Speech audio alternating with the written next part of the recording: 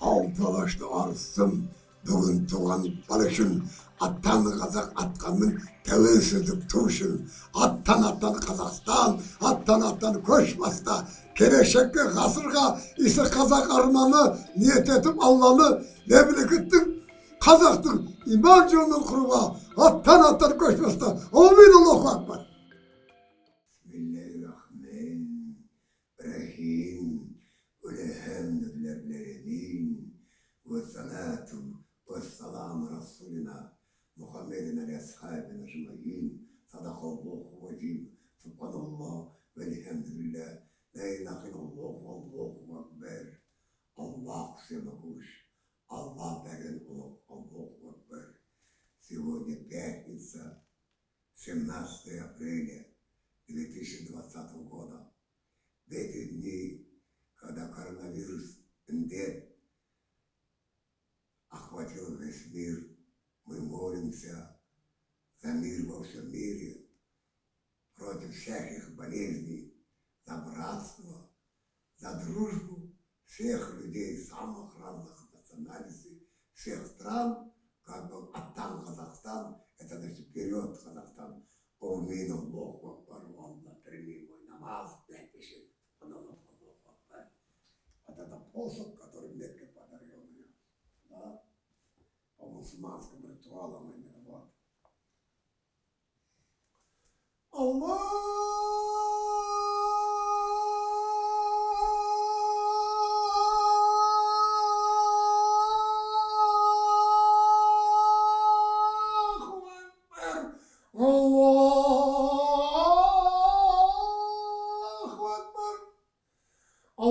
Allahu Ekber, Allahu Ekber. Eşhedü la ilahe illallah, eşhedü la ilahe illallah, eşhedü enne Muhammed Resulullah. Hayran selam, hayran selam, hayran selam.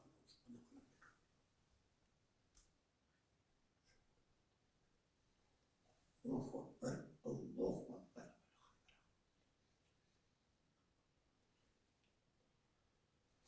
Allahu Ekber. Allahu Ekber.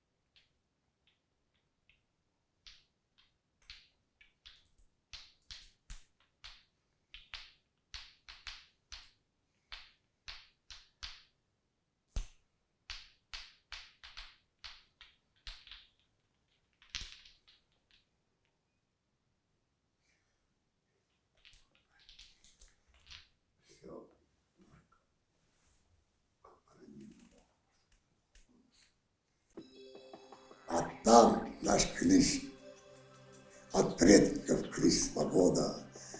Оттан Казахстан вмещает в себе сердцем все народов, весь Казахстан. А сейчас ради исцеления планеты от всеобщих зол, оттан Казахстан совершает наш спасение и сокрушает произвол.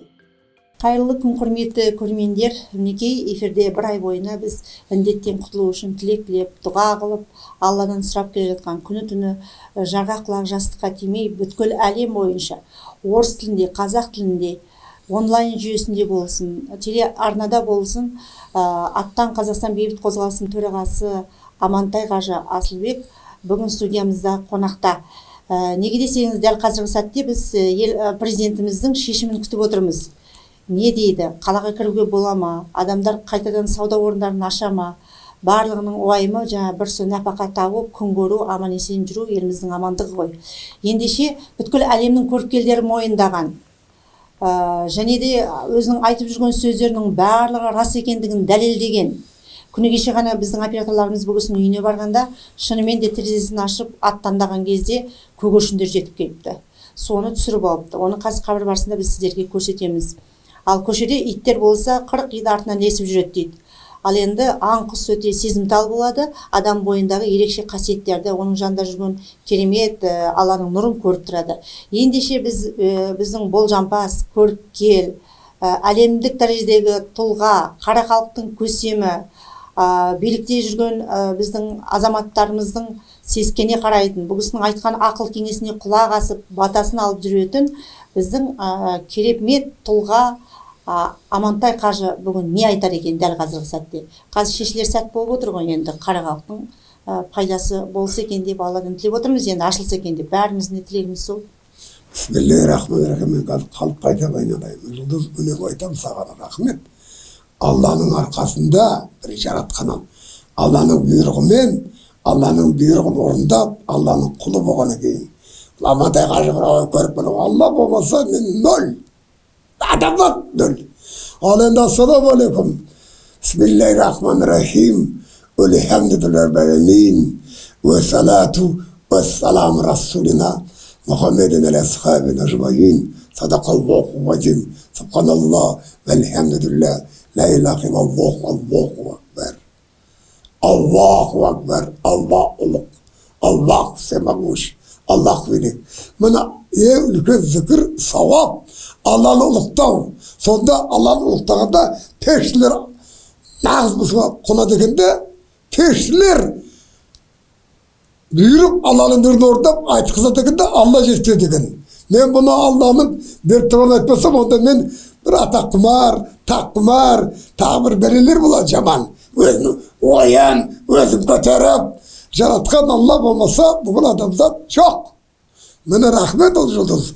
Men onu sağan neге айтып отқаным sen әулие көріп. Onu men мақтанайын. Айтпесе bir атақ алайын. Или біреуге бір жалынып біресе сұрайын. Mene ол 3-4 жыл болды. Men даусыма құстар ұшып келеді. Бұл енді Құдай көз тимесін mene. Allah сақтасын. Ол айтты ғой Алматыда, Москвада, Беларусьда болған жағдай. Оның бұрыннан. Мына Астанада былтыр барғанда есілдің жағасында тұрдық айттық қой енді. Ана құстар ұшып, деп дауыстаса бұл. Ұшып бұрамып келеді ғой Ибрайым. Оны басқасын айттық, иттер 40 ит 10 жыл бұрын дауыс Алматы бәрі көрді. Мен танымаймын.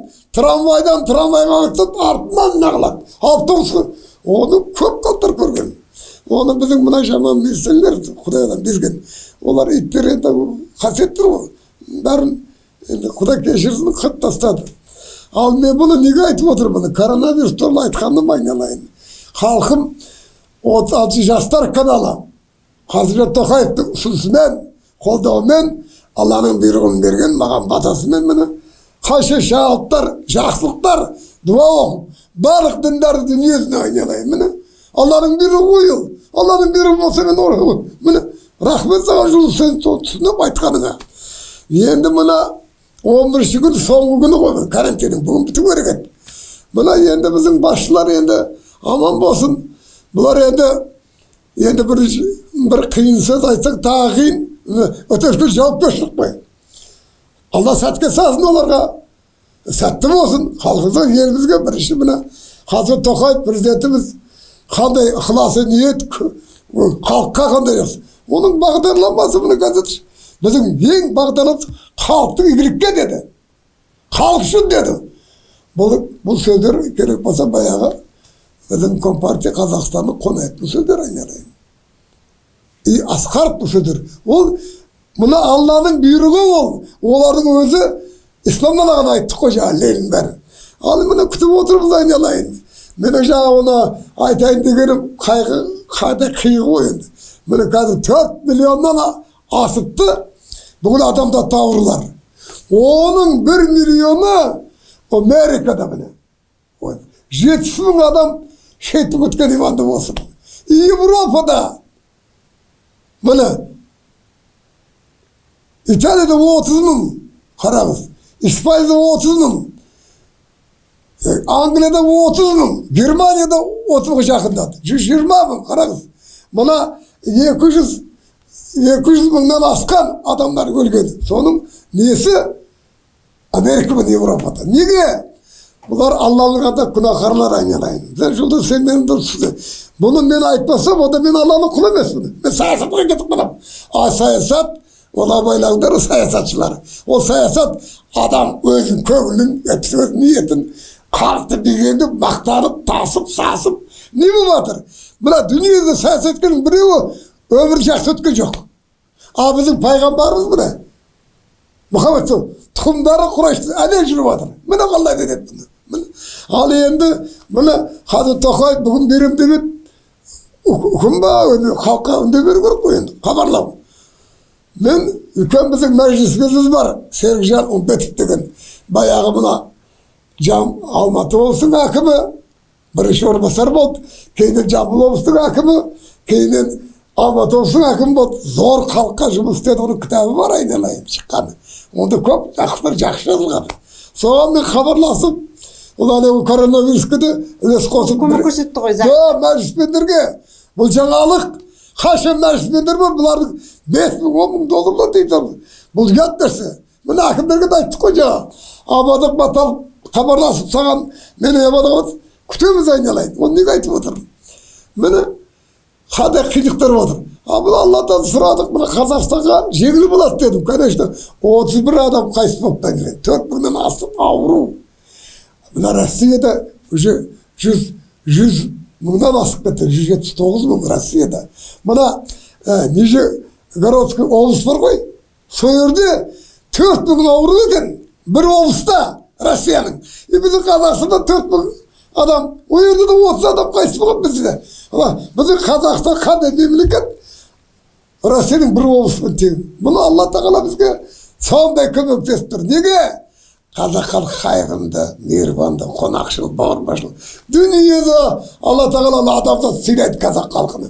Біз өзіміздің еңбегімізді өзіміз айтпай, мына саясатшылар өздерін мақтап, мұның бәрі қазақ халқының арқасында отқан Алланың бұйрығы ма ғой?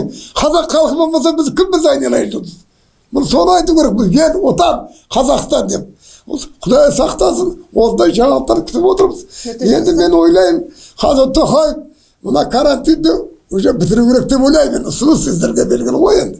Мына чрезвычайное положение ол біткен болу керек еді. Міне. Мен осыны айттым бұны.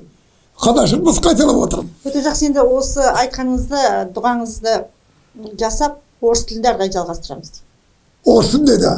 Орсын жазып отыр, рахмет. Аллаху акбар. Ол Құдайым Аллах'та қазағым елім жерімді, Қазақстанды, бүкіл адамзатты барық бәледен, қауіптен, қатерден, жаман аурудан, шайтаннан, коррупциядан сақтап, ұлы иманды мемлекет болып, мәңгі бақи жасай берсін. Амин. Аллаху акбар.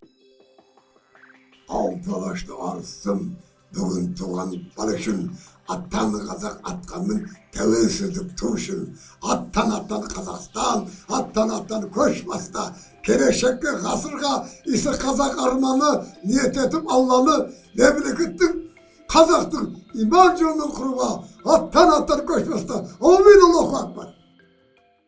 Bismillahirrahmanirrahim, Elhamdülillahi Rabbil alemin.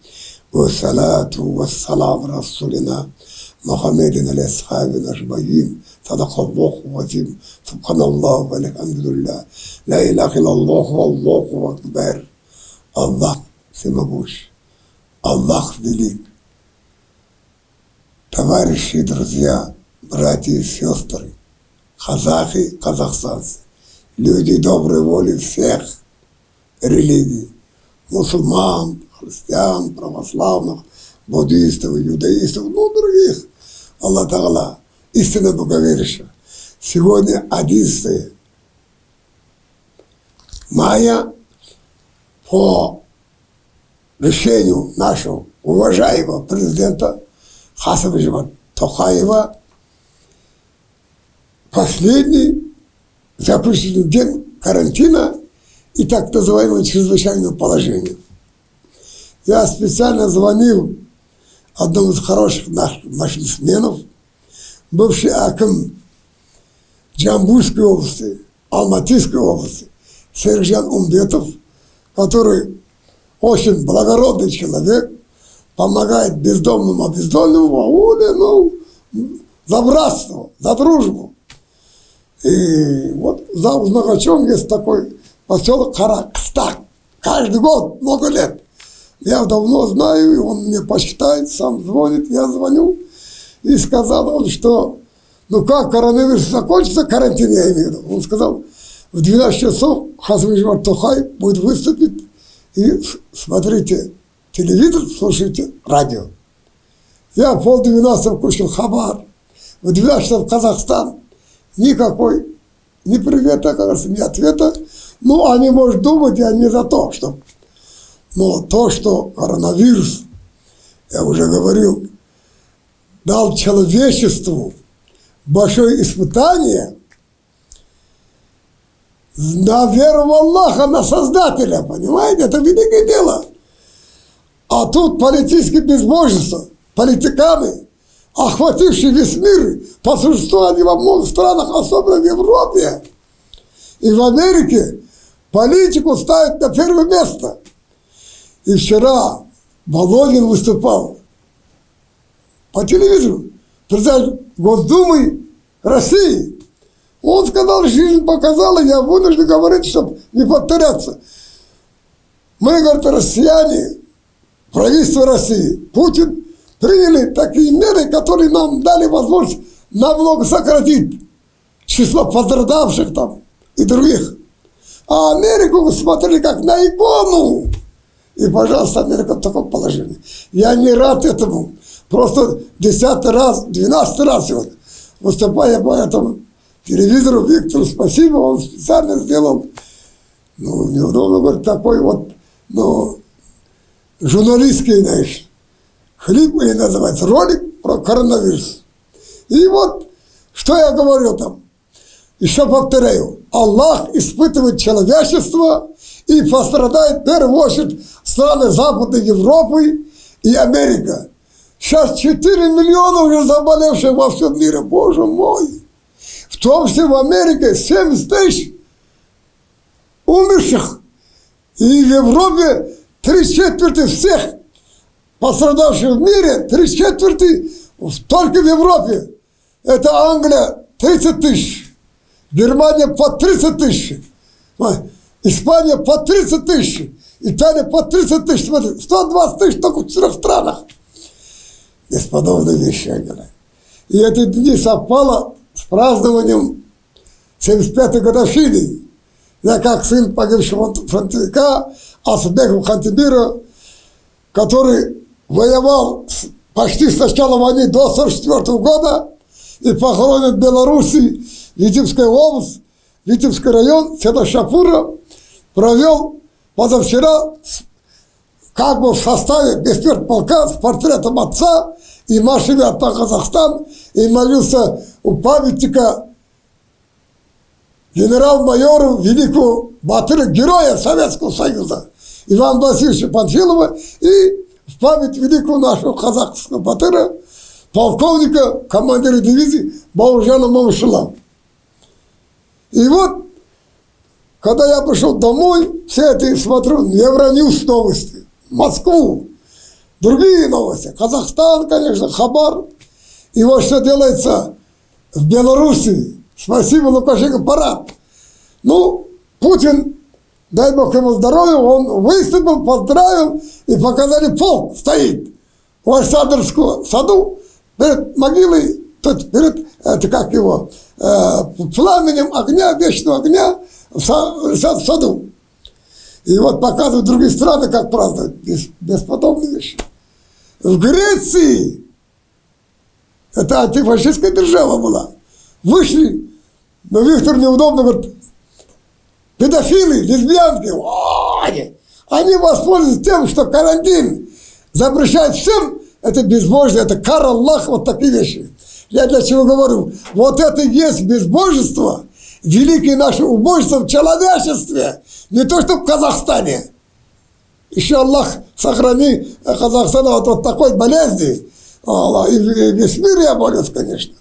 И вот такие вещи, для чего я говорю. И вот коронавирус, смотрите, какие цифры я назвал про Западную Европу, про Америку И в Турции тоже, вот, пожалуйста. Больных сколько? Ну, в России, конечно, это трагедия, 4000 умерших, Царство Небесное. А в Казахстане 4000 больных, умерших, вот, последние 20 дней. 31 человек сегодня я смотрел. Конечно, это трагедия, но Аллах сохранил. Почему? Потому что казахский народ, Казахстан не совершил таких великих грехов. Понятно? Наоборот, наша страна приняла всех замученных, пострадавших, в том числе от сталинской репрессии. Это надо признать, когда целые народы, слушай, переселяли в Казахстан, сделали тюрьмой народов здесь. Что такое? Вот, и очищение казахской нации, казахстанцев всех, ну, конечно, это тоже 4000 больных, это не дай бог, но все же, как говорится, терпеть можно, не дай бог. Вот для чего я говорю, значит, Аллах нас сохрани, коронавирус уйдет, вот я жду от президента хороших сообщений, и, наконец, надо дать возможность людям выйти на улицу, мы выдержали все. Спасибо Тухаеву, народ понял, но теперь дальше карантин держать нельзя. Но, в смысле, какие-то надо дать, чтобы магазины открылись, базары открылись, в больницы можно было сходить. Ну, большое облегчение. Минимум, Хазрат Тухай, я вас прошу, за своих земляков, за казахстанских народных движений, что ли, за мусульман, за православных и боговерщиков. Бисмиллахир-рахманир-рахим, Аллах, очисти планету от всякой бяки, грязи, мрази, от коррупции, от коронавируса. Дай Аллах всему миру счастье, благоденствие, прости нас, грешных, за наши грехи. И особенно за Казахстан, где 130 национальностей с казахским народом живут, жили, и дай Бог на века, чтобы сплоченность внутри Казахстана была вечной. Дружба братства была очень крепкой, и на веки веков прослави Казахстан, Аллах нас спаси, и дай Аллах Казахстану миру большого счастья. Амин, Аллаху Акбар. За это я молился сегодня дома, и вчера, и позавчера. И призываю всех, Аллаху Акбар, прийти к Аллаху, покаяться на наши грехи. Алталашты арыстым, бүгін туған бал үшін, аттан қазақ атқанның тәуелсіздік ту үшін, аттан Қазақстан, аттан көш баста, келешекке ғасырға исі қазақ арманы ниет етіп Алланы мемлекеттің қазақтың иман жолын құруға аттан көш баста. Амин, Аллаху Акбар.